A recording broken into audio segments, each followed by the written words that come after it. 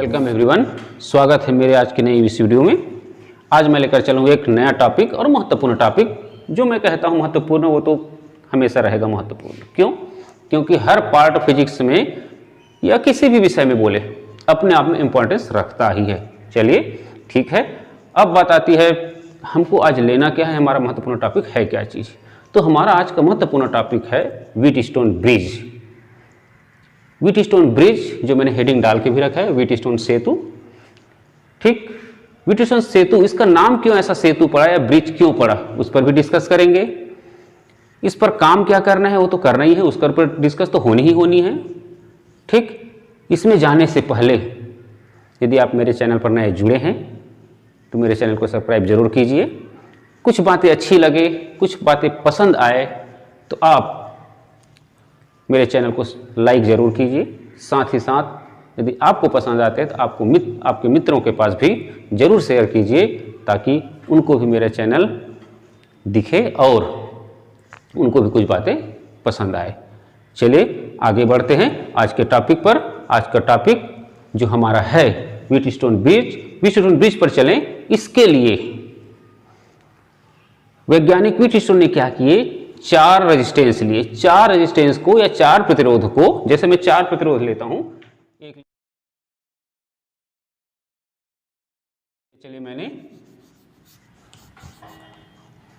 चलिए P, एक ले लेता हूं चलिए Q, एक लिया मैंने R,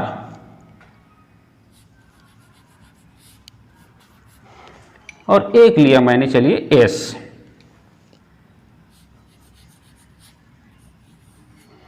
चार रेजिस्टेंस लिए। इन चारों रेजिस्टेंस को उन्होंने एक चतुर्भुज के 4 भुजाओं में समायोजित कर दिए। मतलब एक सर्किट बनाया। ऐसा नहीं कि चतुर्भुज है तो आपको गणित का चतुर्भुज ले और बना दिया, ऐसा नहीं है। उन्होंने इन चारों रेजिस्टेंसों को कहा जाए ऐसे समायोजित किया कि वो 4 साइड में हो गए या क्वाड्रिलेटर में हो गए। इस तरह से पहला रेजिस्टेंस को जोड़ दिया उन्होंने,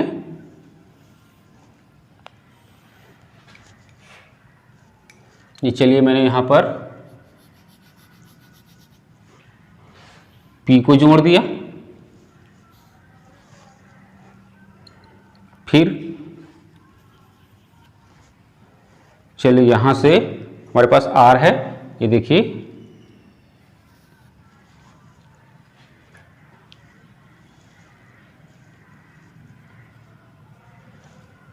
चलिए इधर Q है, इधर Q को मैंने जोड़ दिया।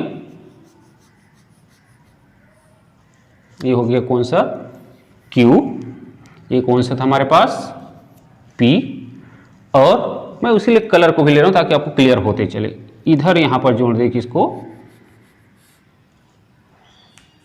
R को, और यहां पर जोड़ दी हमने चलिए किसको,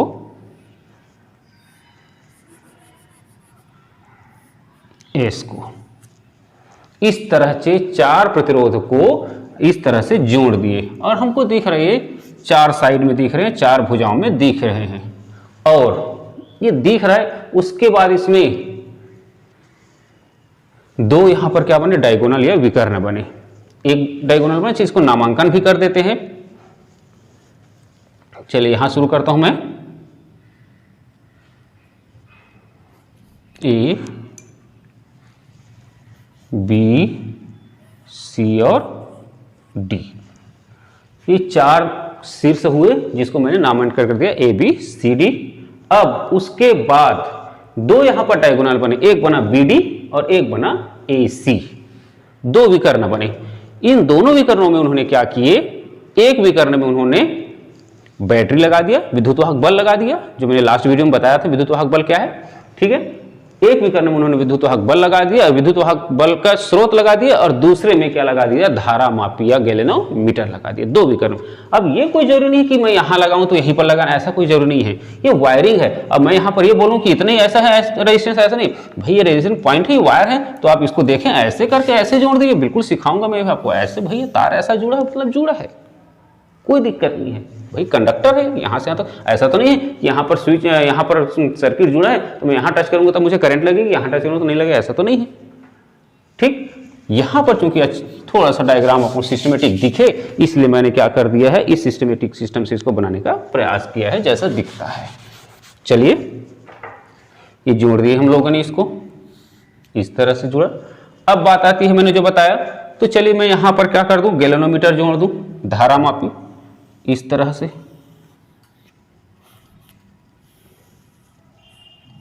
और एक विकर्ण जो बचा कौन सा, AC, इस पर क्या जोड़ देते हैं हम लोग,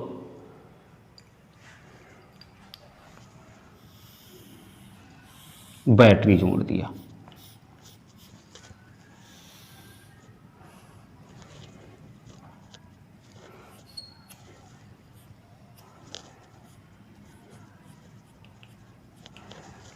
इस तरह से, और ये जो सिस्टम पूरा दिख रहा है, यदि इमेज करें तो ऐसा दिखेगा। और ये हमको किसके जैसा दिखता है, थोड़ा सा ब्रिज के जैसा दिखता है, पुलिया के जैसे दिखता है, सेतु के जैसा दिखता है। इसलिए उस वैज्ञानिक के सम्मान में इस सिस्टम को क्या कह दिया गया, व्हीटस्टोन सेतु कह दिया गया। क्लियर। अब बात आती इस पर करना क्या होता है। तो यहां पर जो 4 रेजिस्टेंस लगे हुए हैं, ये P है,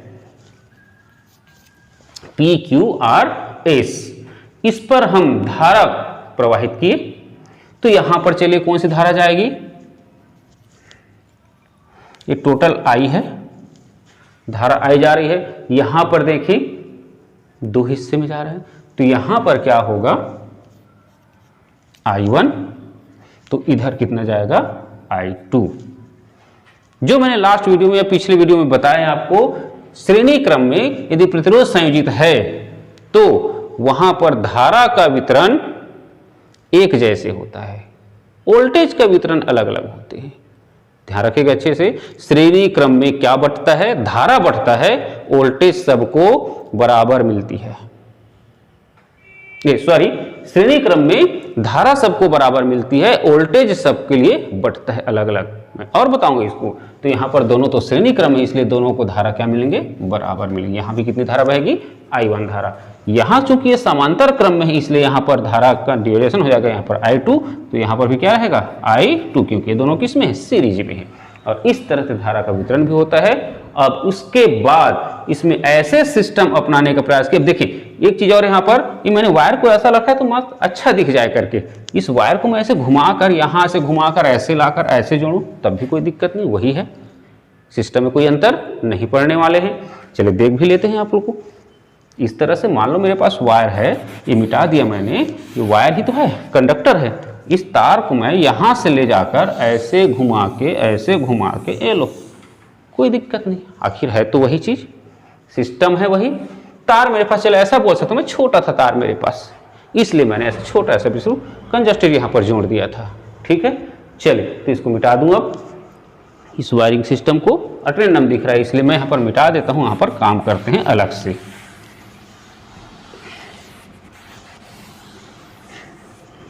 चलिए देखिए,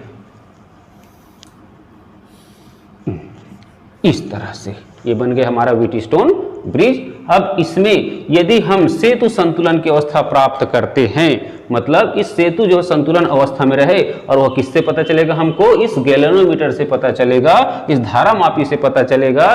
संतुलन अवस्था में है तो इस धारा मापी में यदि कोई विक्षेप नहीं होता है, विक्षेप शून्य रहता है, उस स्थिति में संगत प्रतिरोध जो है का अनुपात, संगत प्रतिरोध मतलब P और Q का अनुपात और R और S का अनुपात आपस में क्या होते हैं, बराबर होते हैं। मतलब व्हीटस्टोन ने एक सिद्धांत दिया, यदि इस तरह से हम इस प्रतिरोधों को समायोजित करके रखें और सेतु को संतुलन अवस्था में रखें, मतलब धारा को इस तरह से समायोजित करें या धारा को इस तरह से प्रवाहित करें कि गैल्वेनोमीटर में यदि विक्षेप शून्य आए, उस स्थिति में सेतु में लगे हुए संलग्न प्रतिरोधों का अनुपात क्या होते हैं, आपस में बराबर होते हैं। और यही क्या है, व्हीटस्टोन सेतु का सिद्धांत है।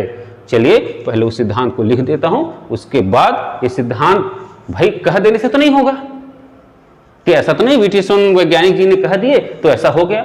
उन्होंने क्या किया होगा, याद कीजिए अपना 11वीं वैज्ञानिक विधि में उसके चरण काम किए होंगे, सिस्टम में काम किए होंगे, उसके बाद ही तो अंतिम सिद्धांत दिए होंगे। तो उस सिद्धांत के लिए उसके बाद क्या करेंगे, वह जो सिद्धांत आया उस सिद्धांत को हम लाने का प्रयास करेंगे। तो चलिए पहले सिद्धांत को लिख देता हूं, उसके बाद उस पर गणना करेंगे, व्याख्या करेंगे।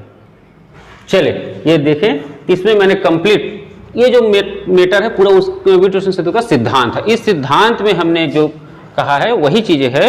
यदि सेतु संतुलन में रहे तो संलग्न प्रतिरोधों का अनुपात क्या होता है, आपस में बराबर होते हैं। अब बात तो होगी, तो सिद्धांत की होगी, ये सिद्धांत आया कैसे, उस सिद्धांत आने के सिस्टम को हमको डिफाइन करनी है या लानी है। और उसको लाने के लिए चलिए फिर से सिस्टम को मैं पूरा क्लियर कर दूं, उसके बाद उस पर आगे बढ़ते हैं। देख लीजिए आप लोग पहले इसको थोड़ा सा स्क्रीनशॉट लेना चाहे तो ले सकते हैं, या फिर अच्छे से इसको देख लीजिए। चले अब आते हैं, ये जो सिस्टम आया वो कैसे आया, P बटे Q इक्वल टू R बटे S, ये कैसे आया और क्यों आया। इसके लिए देखें, चलिए हेड व्याख्या में चलते हैं, गणना में गणना। ठीक, इसके लिए फिर से मैं वही डायग्राम फिर से यहां पर रिपीट बना रहा हूं। रिपीट डायग्राम, वही चारों जो प्रतिरोध है उसको हम क्या करेंगे, फिर से चतुर्भुज के चारों को यहां में रखेंगे। एक विकर्ण में धारा मापी और एक विकर्ण में विद्युत वाहक बल का स्रोत या बैटरी जोड़ेंगे। चलिए, चार प्रतिरोध मैंने लिया था, शायद P को मैंने ऑरेंज में लिया था, तो चलिए ऑरेंज में लेते हैं। Q,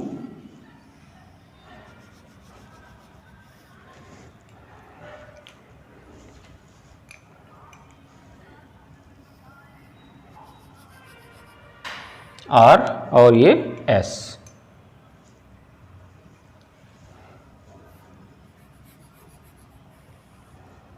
चार प्रतिरोध लिए, नामांकन किए थे A, B, C और D।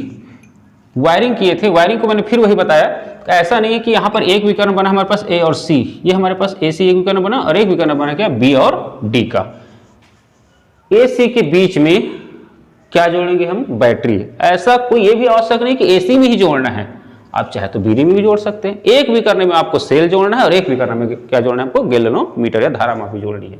चलिए, मैंने यहाँ पर AC पर जोड़ा, तो मैं AC पर ऐसा भी जोड़ सकता हूँ। देखिए बैटरी को, ऐसा कोई जरूरी नहीं कि हमें पिछले में ऐसा किया था यहाँ पर, तो भाई मेरे पास वायर छोटा हो गया तो मैं ऐसे जोड़ दूँ कंजूसी के हिसाब से। वायर बहुत ज़्यादा है आपके पास, वायरिंग करने के लिए वायर बहुत ज़्यादा है, कंडक्टर बहुत सारे हैं आपके पास। देखें आप लोग कभी कभी देखते होंगे आप लोग आपके घरों में जब सीलिंग फैन लगाते हैं, तो जब सीलिंग फैन लगाते हैं तो यहाँ पर जैसे मान लो सीलिंग रोज यहाँ पर रहता है, यहाँ पर फैन लगानी है, फैन लगानी, उसके बाद कनेक्शन यहाँ से यहाँ तक ले जाना होता है। बहुत छोटा वायर है तो वहाँ पर इलेक्ट्रिशियन क्या करता है, एकदम से टाइट रहता है वायर।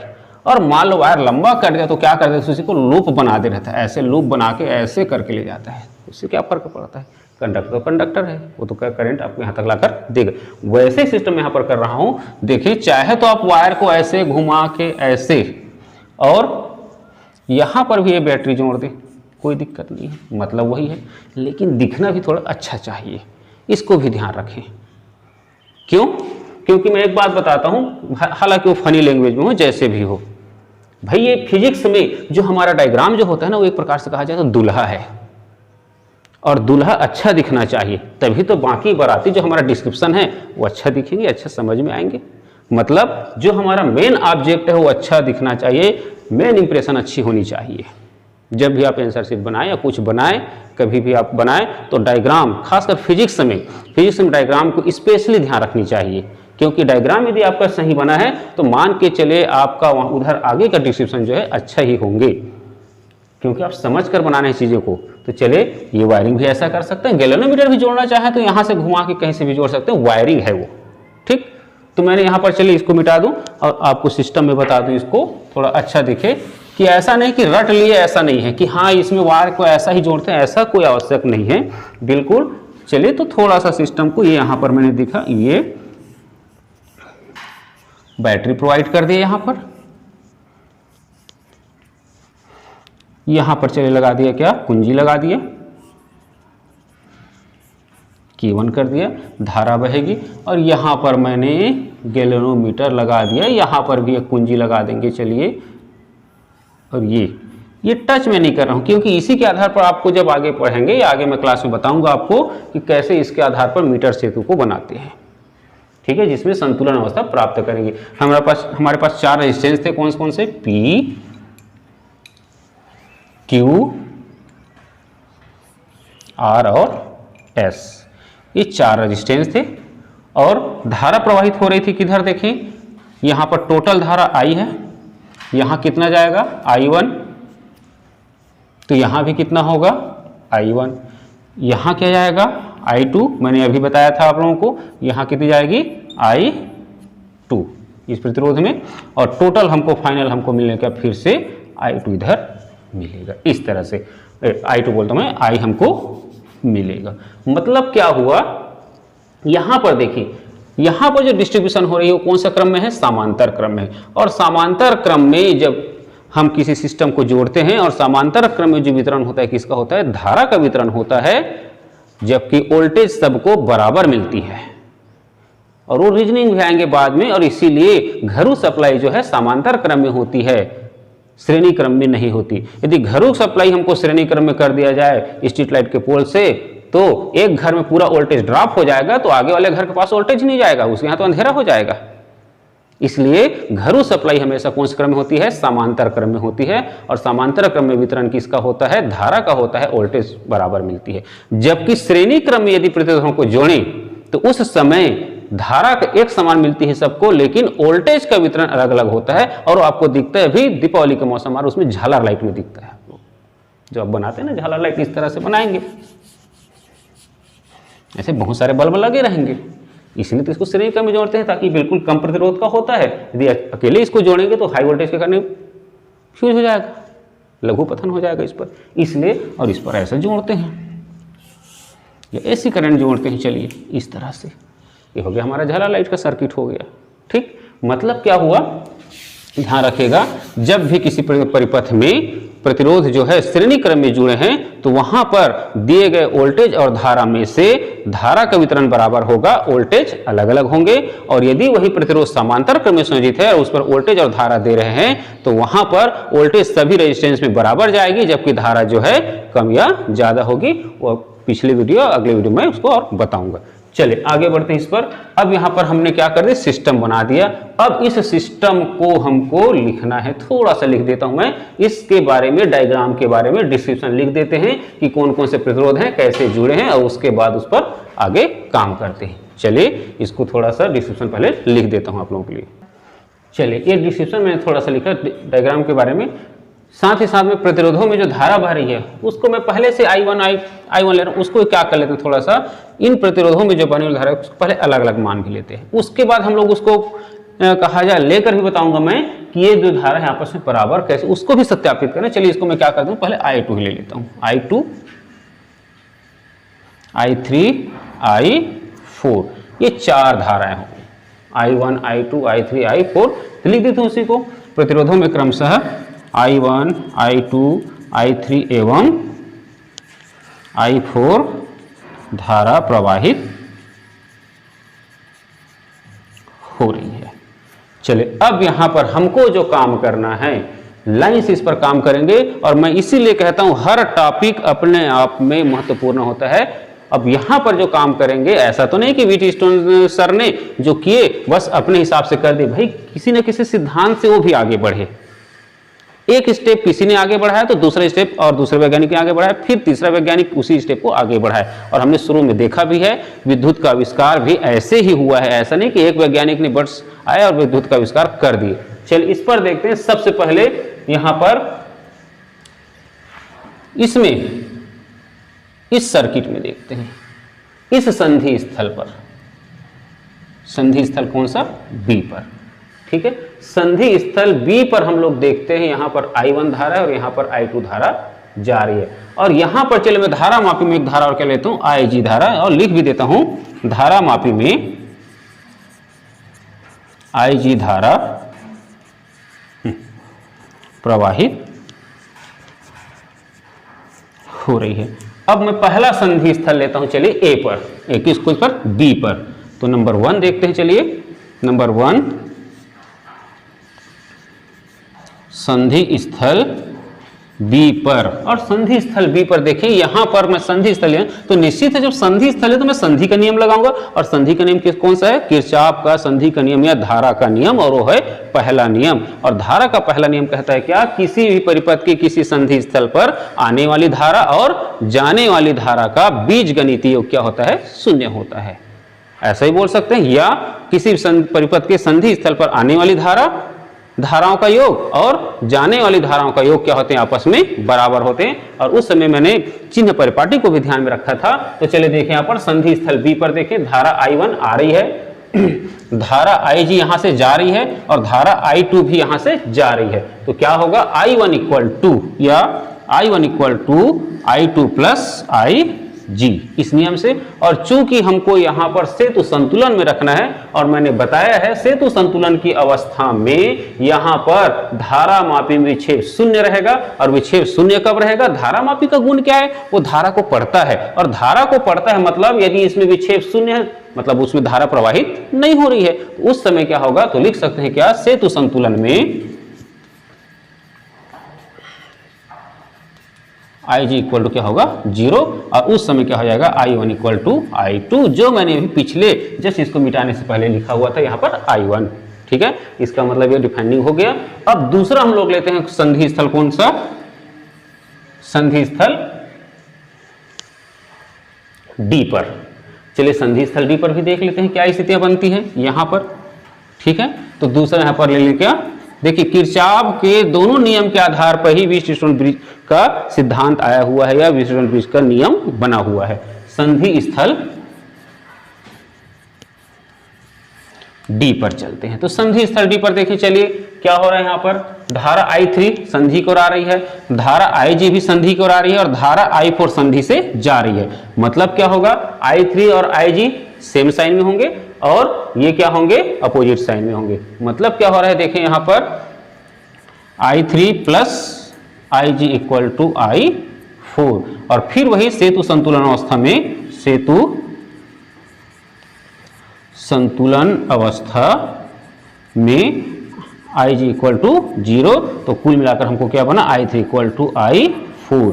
ये हमारा हो गया, इसको ले चलिए फर्स्ट इक्वेशन और इसको ले क्या, सेकंड इक्वेशन। इस तरह से एक चीज तो सत्यापित हो जाता है कि जब प्रतिरोध श्रेणी क्रम में जुड़े होते हैं तो उस समय उसमें बहने वाली धाराएं समान होती है और वोल्टेज भले अलग अलग हो सकते हैं। चलिए इसको पूरा आप अच्छे से देख लीजिए, उसके बाद मिटाकर उस पर आगे बढ़ेंगे। अब क्या लगाएंगे, किरचॉफ का द्वितीय नियम लगाएंगे। अभी हमने क्या लगाया, किरचॉफ का प्रथम नियम लगाकर काम किया, किरचॉफ का द्वितीय नियम। और किरचॉफ का द्वितीय नियम कहता है कि इसके लिए बंद जाल का नियम या लूप का नियम, उस आधार पर आप काम करेंगे। चलिए इसको पहले मैं मिटा देता हूं। चलिए सेकंड इस पर आते हैं। अब किरचॉफ का द्वितीय नियम, चाहे तो इस देखिए यहाँ पर किरचॉफ का प्रथम नियम लिख सकते हैं, संधि स्थल बी पर क्या लिख सकते हैं, यहाँ पर किरचॉफ के प्रथम नियम से ऐसा लिख सकते हैं, यहां भी लिख सकते हैं। चलिए अब बंद जाल का नियम, तो एक बंद जाल मुझको दिख रहा है, कौन सा बंद जाल, मतलब जहां शुरू करेंगे वहीं तक लास्ट आएंगे, ABDA। और एक दिख रहा है कौन सा, BCDB। इन दोनों सिस्टम में मैं क्या करूंगा, एक किरचॉफ का द्वितीय नियम लगाऊंगा। तो चलिए बंद जाल का नियम में चलते हैं। तो सबसे पहले हम लेते हैं कौन सा, नंबर 3 में जाता हूं मैं। नंबर 3 बंद जाल ABDA में किरचॉफ के द्वितीय नियम से, और द्वितीय नियम लगाते हैं यहां पर। और द्वितीय नियम क्या कहता है, किसी भी बंद जाल में उपस्थित विद्युत वाहक बलों का बीजगणितीय योग, किसी भी बंद जाल में उपस्थित, किसी परिपथ के बंद जाल में उपस्थित विद्युत वाहक बलों का बीजगणितीय योग उस परिपथ में बहने वाली धारा और उसके संगत प्रतिरोधों के गुणनफल के बीजगणितीय योग के बराबर होता है। और वहां भी वही बात बताई गई चिन्ह परिपाटी का, यदि हम बैटरी में जा रहे हैं तो बैटरी के सही दिशा में जा रहे हैं तो हम धनात्मक लेंगे। मैंने पिछली वीडियो में आपको किरचॉफ के नियम में अच्छे से उसको समझाया भी, क्लियर भी किया है। और यदि बैटरी के द्वारा प्रवाहित की जा रही धारा की दिशा के विरुद्ध जा रहे हैं तो उस समय विद्युत वाहक बल को ऋणात्मक लेते हैं। सिमिलर पोजीशन I और R के मल्टीप्लिकेशन में भी काम आता है। तो चलिए यहां पर देखें, उसी नियम को लगाकर देखते हैं। तो ये हमारे पास एक बंद जाल यहां पर आ रहा है, ये वाला बंद जाल, और सेतु संतुलन में उसको भी ध्यान रखेगा। और यहां पर मैंने धारा मापी के प्रतिरोध को ज्यादा नहीं, वही G पे ही काउंट कर लेंगे अलग से। और यहाँ पर XYZ यहाँ पर मानने का आवश्यकता नहीं है, धारा यहाँ पर IG पर प्रभावित है। तो यहाँ पर देखें हम जा रहे हैं ऐसे, इस तरह से जा रहे हैं, सर्किट इस तरह से कंप्लीट हो रही है, ध्यान रखेगा।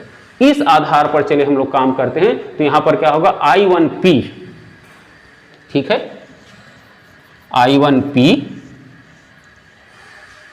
ये भी सेम सिस्टम में है, देखिए घूम रहे हैं जैसे IG इंटू जी प्लस IG इंटू जी। देखिए यहां पर क्या हो रहा है, यहां हम ऐसा जानना चाह रहे हैं जबकि प्रवाह कैसा है धारा का, इधर है, मतलब हम उसके विरुद्ध जा रहे हैं। नदी का प्रवाह जो है उस नदी के प्रवाह के उल्टा तैर रहे हैं। अब उल्टा या विपरीत, मतलब हमारे फिजिक्स में क्या क्या लिखूंगे, यहाँ विपरीत ऐसा शब्द थोड़ी लिखूं। अब विपरीत के हमारे फिजिक्स में क्या साइन है, माइनस का साइन है, तो यहाँ पर क्या हो जाएगा I3 इंटू आर क्या बनेगा, माइनस में बनेगा, तो minus I3 into R equal to क्या होगा, 0। ठीक, ये हो गया कौन सा, इस बंद जाल में। हल कर ले, संतुलन में है, चूंकि सेतु कैसा है, ये तो कंडीशन है, संतुलन में है, और जब सेतु संतुलन में तो हमको मालूम है I जी इक्वल टू क्या होता है, 0, तो उस हिसाब से देखिए वाला पार्ट क्या हो जाएगा, 0 हो जाएगा। तो क्या बना, I1P equal minus I3 R equal to 0, या I1P equal to I3 R। ये हमको मिल गया एक थर्ड पार्ट। इसको मैं देता हूं इक्वेशन नंबर क्या, थर्ड पार्ट से थर्ड मिला। अब किस में जाएंगे, ए कौन सा, बी सी डी बी, इस बंद जाल में जाएंगे या लूप में जाएंगे। इस पर भी क्या लगाएंगे, किरचॉफ का दूसरा नियम ही लगाकर देखते हैं वहां पर क्या पोजीशन मिलती है। तो चलिए अब इसको मैं यहां पर मिटा देता हूं। इसको ध्यान रखना थोड़ा सा, I1 इक्वल टू I2 है और I3 इक्वल टू I4 है। चलिए पहले मिटा दूं इसको। चलिए चौथा में आते हैं। देखिए इस पर क्या हो रहा है, एक्चुअल में हम किरचॉफ के दोनों नियम को अप्लाइड कर रहे हैं, या विश्लेषण सर ने किए दोनों नियम को। ऐसा तो मैंने पहले कहा ना कि ऐसा तो नहीं कि विश्लेषण ने कह दिया इसका मतलब हो गया, भाई वो ज्ञात से अज्ञात की ओर चलता है साइंस। तो जो चीजें ज्ञात है उसी बेस उन्होंने ऐसा काम किया, और उसके बाद अपने वैज्ञानिक विधि से या उनके चरणों से कंप्लीट करके अंतिम सिद्धांत दिया। और वो सिद्धांत बना क्या, सेतु संतुलन की अवस्था में संलग्न प्रतिरोधों का अनुपात जो है आपस में क्या होते हैं, बराबर होते हैं। तो चलिए चौथा पॉइंट में आते हैं। चौथा बंद सिस्टम में बंद जाल कौन सा लेंगे, बंद जाल या लूप या पास जो भी बोल सकते हैं आप लोग। क्या होगा, बी सी डी हो गया। अब बी सी डी भरे लिख दूं तो वो बंद नहीं है। याद करो आपने छोटी कक्षा में पढ़ा है, खुली आकृति और बंद आकृति। त्रिभुज एक बंद आकृति है और उसको ऐसे बना दें, ये खुली आकृति है, ये त्रिभुज को मैं ऐसे बना दूं तो ये बंद आकृति नहीं है। भाई ट्रायंगल की एक डेफिनेशन भी है, ठीक है, तीन भुजाओं से घिरी हुई आकृति को नहीं, तीन भुजाओं से घिरी हुई बंद आकृति को हम त्रिभुज या ट्रायंगल कहते हैं। ये त्रिभुज है, ठीक है, तीन भुजा है, लेकिन ये बंद आकृति नहीं, इसलिए हम ट्रायंगल को हमारा जो मैथमेटिकल जो डेफिनेशन उस पर ये अप्लाइड नहीं हो रहा है। जब इसको ऐसे मैं कंप्लीट ऐसे बंद करूंगा तभी एक्चुअल ट्रायंगल होगा। भुजाएं तीन होने से वो त्रिभुज है ऐसा जरूरी, भाई ये भी तीन भुजा है, इसमें नहीं है। क्या त्रिभुज है, क्या नहीं है, ठीक, लेकिन तीन भुजा तो है, लेकिन मैथमेटिकल जो त्रिभुज का फॉर्मेट है उसमें ये नहीं है, ठीक। तो चलिए यहां पर बंद जाल हम लोग हैं क्या, बी सी डी, तो बी तक जाऊंगा तब ये कंप्लीट क्या होगा, बंद होगा। और इस पर हम फिर से लगाएं बंद जाल ए बी क्या, बी सी डी बी में किरचॉफ के द्वितीय नियम से। चलिए फिर से द्वितीय नियम लगाते हैं, फिर वही बातें आएंगी जो मैंने अभी बताया चीजों को, तो उन्हीं बातों पर चलते हैं। तो चलिए देखते हैं क्या क्या हो सकता है।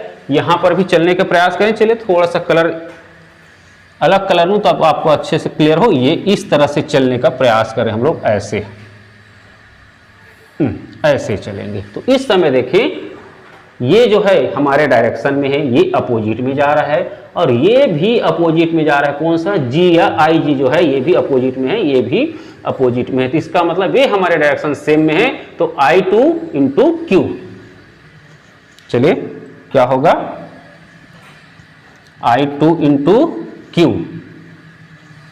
माइनस क्यों ले रहा हूं, देखें ये किस में होगा, माइनस में, क्योंकि हम इधर जा रहे हैं और इसका डायरेक्शन ऑफ फ्लो इधर है। तो क्या होगा, I4 इंटू एस, माइनस में जाएगा।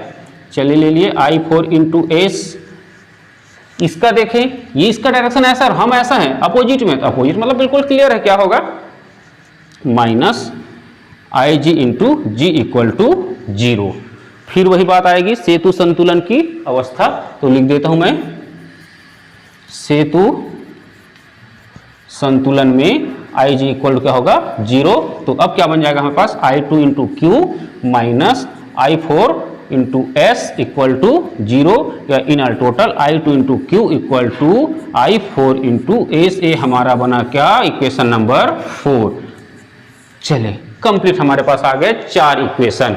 4 इक्वेशन में से अब हमको जो अप्लाइड करना है, हमको जो लाना क्या है, P बटे Q बराबर R बटे S। यही तो कहता है विटिस्टोन ब्रिज का सिद्धांत, यही कहता है यदि कोई सेतु संतुलन में है और उस पर 4 प्रतिरोध लगे हुए हैं जिसको हमने नामनेट किया हुआ है P, Q, R और S, तो चतुर्भुज के संलग्न भुजाओं की कहा जाए प्रतिरोध जो है उनका अनुपात जो है आपस में क्या होते हैं, बराबर होते हैं। तो यहाँ पर संलग्न भुजाएं कौन कौन से हैं, P और Q और R और S। तो P बटे Q बराबर क्या लाना है हमको, R बटे S। तो यहाँ पर दिख रहा है कि इसको किससे डिवाइड करें, तो इतना तो कॉमन होनी चाहिए, तो समीकरण 3 को हम क्या कर दें, समीकरण 4 से डिवाइड कर दें। तो चलिए पहले पूरा इसको मिटा दूं, उसके बाद इस पर आगे बढ़ते हैं। चले 3 डिवाइडेड बाई 4 करते हैं। देखिए 4 डिवाइडेड बाई 3 भी कर सकते हैं, लेकिन हमको जो सिस्टमेटिक मिला हुआ है P बटे Q बराबर R बटे S, तो दिख रहा है तो उसी से काम करें। तो क्या हो जाएगा, equation number 3 divided by equation number 4। Equation number 3 क्या चीज है, I1P equal to I3R, left to left divide होगा, I2Q, चलिए इसको सेंट्राइज कर लें, और I4S। ठीक है, अब इसको चले मिटा देता हूं, इसलिए रखा था ताकि यहां पर कंफ्यूजन ना हो जाए करके मैंने इसको लेकर रखा था, इसको चले मैंने मिटा दिए। अब बात आती है इक्वेशन नंबर 2 और 3 पर जाते हैं। वो हमको जो बताया था उस पर, वहां पर इक्वेशन नंबर 2 और 3 हमको बताया था क्या, चूंकि समीकरण 1 व 2 से I1 इक्वल टू I2 और I3 इक्वल टू I4 ये हमको बता के रखा था। तो यहां पर I1 और I2 इक्वल है, तो किसी एक के बदले किसी भी लिख सकते हैं, या डायरेक्टली मैं काट भी दूं तो सीधा हायर क्लास है, कोई दिक्कत नहीं, सीधा हटा भी देते हैं। I1 और I2 इक्वल है तो ये दोनों क्या हो जाएंगे, कट जाएंगे, तो क्या बचेगा, ऐसा लिखें तो ठीक, I हटा देते हैं, सीधा क्या होगा P बटे Q बराबर R बटे S। और यही हमको क्या करना था, लाना था, कब के लिए, सेतु संतुलन की अवस्था के लिए। और यही क्या है, व्हीटस्टोन ब्रिज का सिद्धांत है, जो हमको किसके माध्यम से, किरचॉफ के प्रथम और द्वितीय नियम के माध्यम से प्राप्त होता है। और अच्छे से समझ में आया होगा आपको। चलिए इसके हिसाब से आप अच्छे से अपना नोट्स बनाइए और तैयारी कीजिए। Okay, thank you.